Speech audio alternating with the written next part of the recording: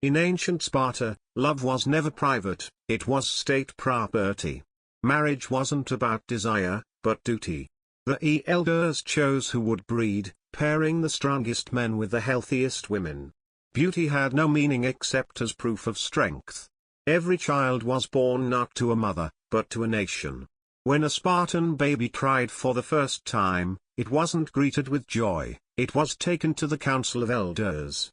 There, under the cold eyes of scarred warriors, the infant was inspected like a weapon in the making. If it showed the slightest weakness, it was carried to Mount Taygetus, where wind, frost, and silence became its cradle. To Sparta, this wasn't cruelty, but necessity. They believed weakness was treason. The strong must live, the weak must vanish. Every heartbeat, every birth, every kiss served one purpose, to build the perfect soldier. Women were trained to bear strength, not tenderness. Their battlefield was the birthing bed. They ran, wrestled, and threw javelins so their barges could endure the weight of warriors. And when they failed to conceive, the state allowed another man to father a child in her place. Love didn't matter. Blood did. To be Spartan was to surrender your soul to the state, your life, your body, your children. In the quiet of the night, mothers whispered to their newborns not lullabies, but orders, "You are born for Sparta. You do not belong to yourself." At the age of 7, every Spartan boy was taken from his mother and thrown into the agoge, the harshest training ground ever devised.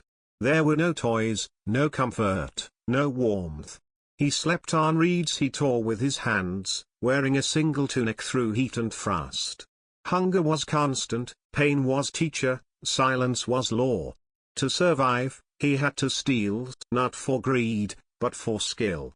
If caught, he wasn't punished for theft, but for failure. Every blow carved discipline into his skin. Every humiliation erased fear. The instructors taught them to endure without emotion, to stand silent under the whip, to never cry, to never break. And when the altar of Artemis demanded blood, they obeyed. Boys ran through lashes and leather whips to reach her offering, bleeding but proud, smiling as they fell.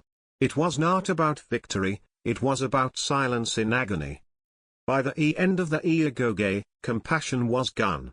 In its place stood obedience, pure, sharp, and merciless. Then came the crypteia, the secret test of death. Young warriors sent into the night to kill rebellious slaves, not in war, but in ritual. Each death erased mercy from their hearts forever. They became shadows, loyal not to love, not to God, but to Sparta itself. When they returned, their eyes were empty, their hands steady. They had become what the state desired, perfect instruments of control. By 30, a Spartan warrior earned the illusion of freedom, permission to marry, to father the next weapon for the state. His wife, strong and proud, was not chosen for affection but for endurance. Their union was ritual, not romance.